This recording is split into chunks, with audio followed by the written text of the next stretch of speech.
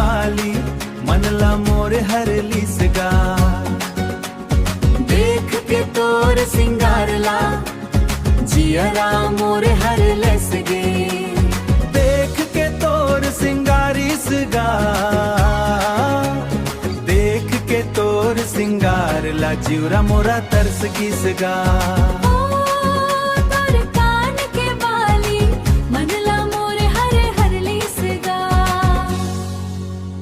जब तू चल थस लचक मचक के पैरी बाजे छम छम। माथे के बिंदिया चमके ऐसन जैसे सूरज के किरण।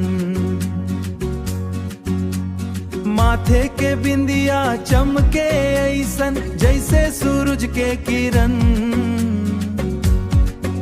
तोर रूप के जादू ऐसा ना ले नैना मिलगी सगा। गोरी तोर कान के बाली मनला मोर हरली सगा। गोरी तोर कान के बाली मनला मोर हरली सगा।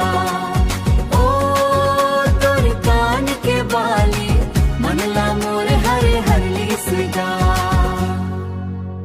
हंस दे थस तो खिल खिला के महुअम महक जाथे।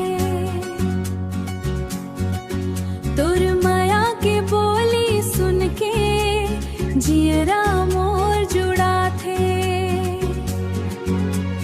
खिनवा तोर कान के सोहे ऐसन चंदा घलो शर्मा गिसगा। हो मोर हंस पे ऐसन चंदा घलो शर्मा गिसगा।